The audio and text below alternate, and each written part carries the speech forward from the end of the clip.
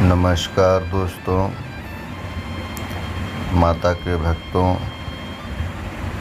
जय माता जी। आइए, आप लोगों का फिर से स्वागत है हमारे चैनल में। माता जी, भगवान, प्रभु सबकी इच्छा पूरी करें। जैसा कि हमने बताया था कि अगली वीडियो में हम बताएंगे ओम का क्या अर्थ है, ओम कैसे बना, ओम का सात्विक स्वरूप क्या है, ओम का गूढ़ रहस्य क्या है। और सारे मंत्रों में ओम ही एक ऐसा मंत्र है जो कुछ लोग उसे महामंत्र कहते हैं, कुछ लोग उसे मंत्रों का सार कहते हैं। यही एक ऐसा मंत्र है जो मनुष्य के चित्त को जागृत कर सकता है, या यूं कहें कि जो मनुष्य की आध्यात्मिक नाड़ी है उसे जागृत कर सकता है। यही वो मंत्र है जिससे मनुष्य चाहे तो अपने तीसरे नेत्र को खोल सकता है। तो आइए आगे बढ़ते हैं। आगे बढ़ने से पहले चैनल को सब्सक्राइब कर लीजिए और आप लोगों को अगर जो कोई बात समझ में नहीं आती है तो वीडियो को लाइक करके कमेंट में लिख सकते हैं, हमसे पूछ सकते हैं। अगले वीडियो में आपके सवाल का जवाब शायद मैं दे पाऊँ गुरु कृपा से। तो सबसे पहले गुरु चरणों में मेरा प्रणाम है। आइए आगे बढ़ते हैं। सर्वांतर्यामी प्रभु का क्या नाम रखा जाए, यही प्रश्न है और इसी प्रश्न को लेकर ओम का निर्माण हुआ।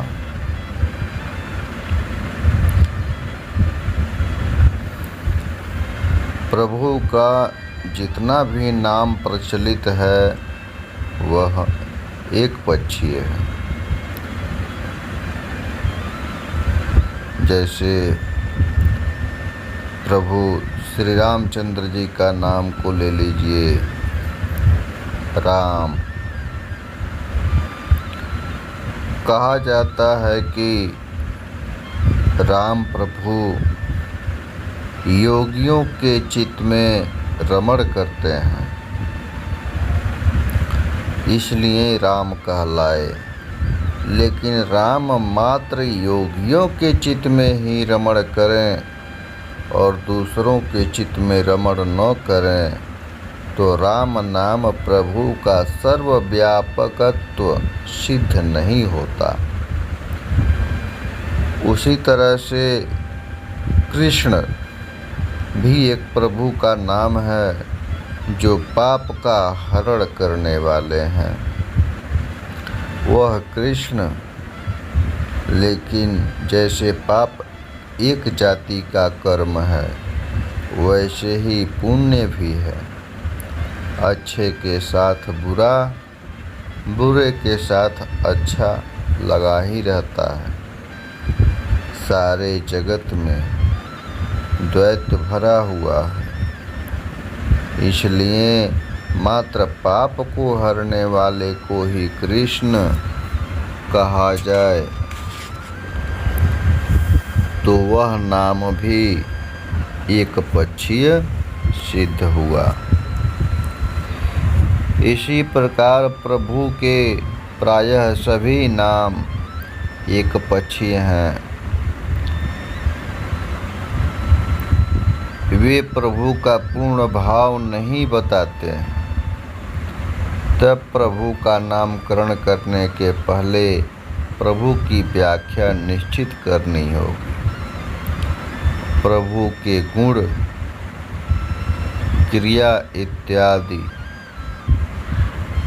निश्चित हो जाए तो नामकरण करना सरल होगा। इसी पर एक महापुरुष ने अनंत प्रभु का नाम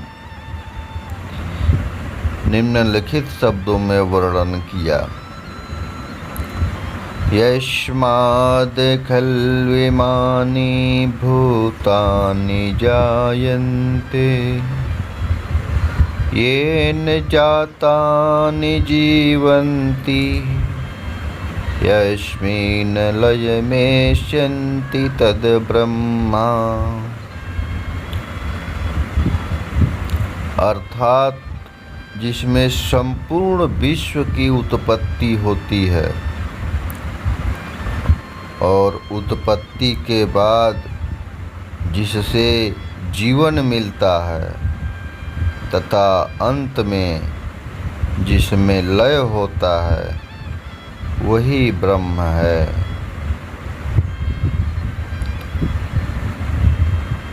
उत्पत्ति, स्थिति, लय, ये तीन क्रियाएं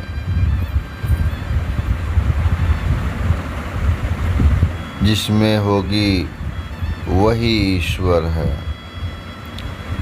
ईश्वर के नामों में राम, कृष्ण, शिव आदि अनेक नाम हैं।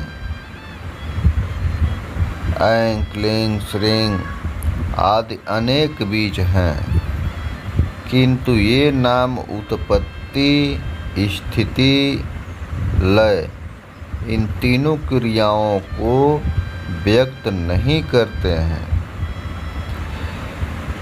पूरी सृष्टि में ध्वनि का सत्य स्वरूप प्रतिध्वनि में से निकलता है। ध्वनि की प्रतिध्वनि में मूल शब्द समाया हुआ है। वह मूल शब्द ओम है, ओंकार है। किसी भी शब्द के उच्चारण की प्रतिध्वनि ओंकार होती है। ओंकार में सातों स्वर मिले हुए हैं। जैसे कि अ में ले लीजिए, अक्षर अ है जो उसमें सा, रे, ग,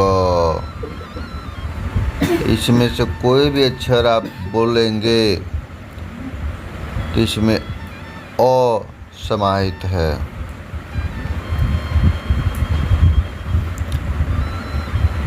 ओम में दूसरा अक्षर है उ, इसमें म, प, ध ये तीन अक्षर और म कार में ऊपर के 6 स्वर, नी कार में लय होते हैं।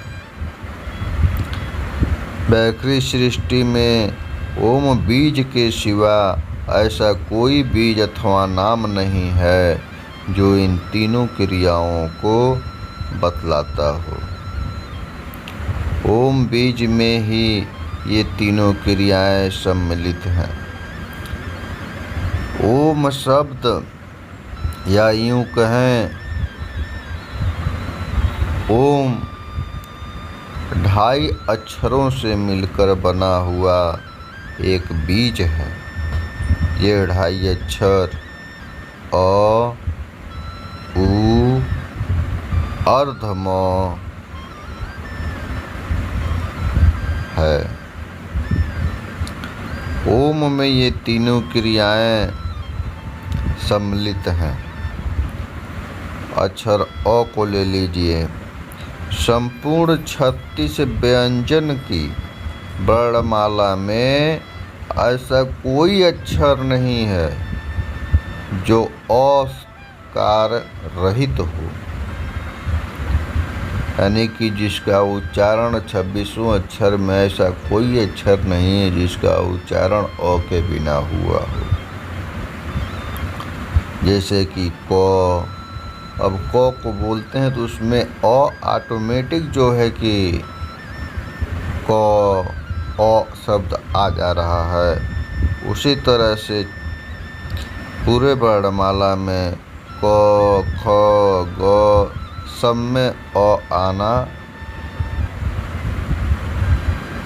एकदम अनिवार्य है।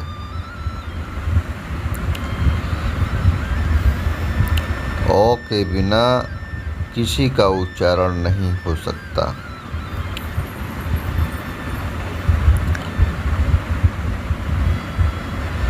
अकार रहने से इसे अक्षर ब्रह्म कहते हैं, अर्थात यह ब्रह्मा रूप से वर्णित है।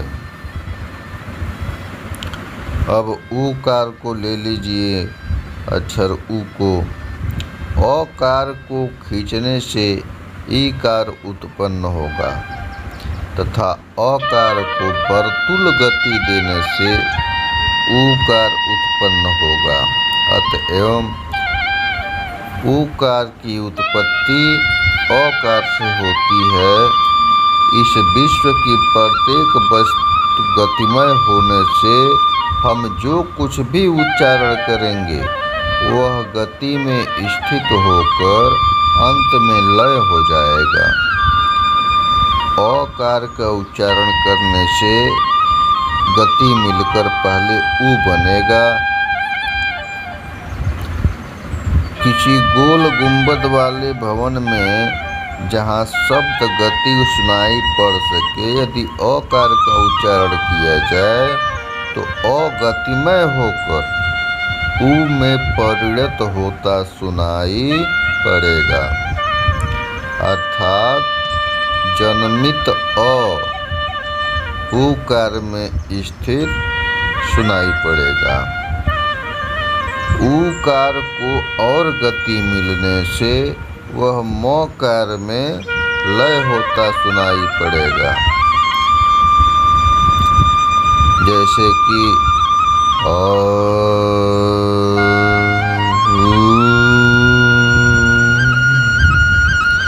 म में लय होता सुनाई पड़ेगा। अतएव ओमकार विष्णु रूप से वर्णित है। सत इसका गुण तथा स्थिति इसकी क्रिया है। अब अर्धमकार को ले लीजिए।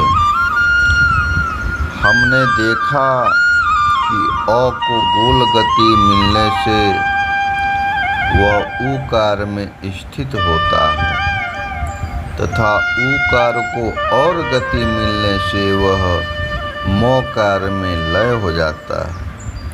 लय क्रिया भगवान शिव की होने से अर्धमकार शिवारूप से वर्णित है। तम इसका गुण है तथा लय इसकी क्रिया है। योगियों ने यह बताया है कि प्रणव अर्थात ओम में ये तीनों क्रियाएं सम्मिलित हैं। प्रणव का उच्चारण करने से अकार से मन का उत्थान होता है, ऊकार मन को गति देता है तथा मकार में मन लय हो जाता है। इस प्रकार ओम अ प्लस ऊ प्लस अर्ध अम में ब्रह्मा विष्णु तथा शिव तीनों देवता हैं तथा रज सत और सम तीनों गुण सम्मिलित हैं।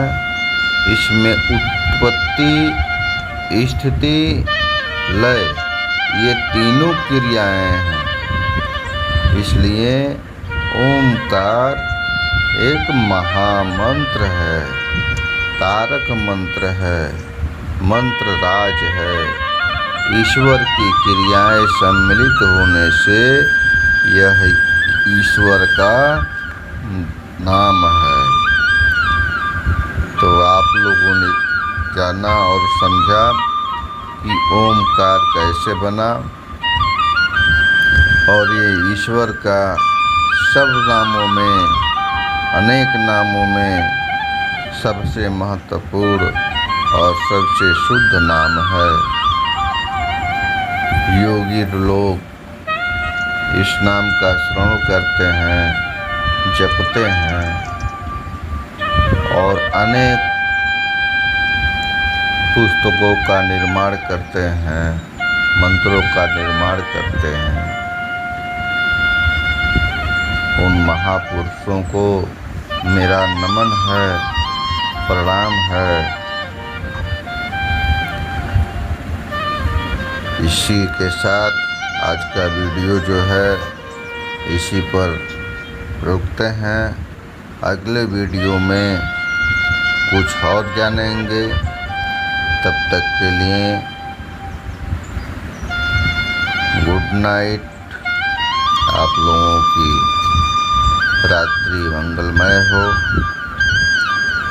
हमारे चैनल को सब्सक्राइब जरूर कीजिए ताकि ऐसे महत्वपूर्ण जानकारियाँ आप तक पहुँच सकें। लाइक कीजिए, कमेंट कीजिए ताकि अधिक से अधिक लोगों तक इस जानकारी को पहुँचाया जा सके। क्योंकि हमारे इस दुनिया से अध्यात्म धीरे धीरे खत्म हो रहा है, उसको खत्म न होने दिया जाए। सनातन धर्म को खत्म न होने दिया जाए, आगे बढ़ाया जाए। सनातन धर्म का प्रचार हो। इसलिए वीडियो को लाइक कीजिए, कमेंट कीजिए, सब्सक्राइब कीजिए। आप लोगों का बहुत बहुत धन्यवाद। जय माता जी।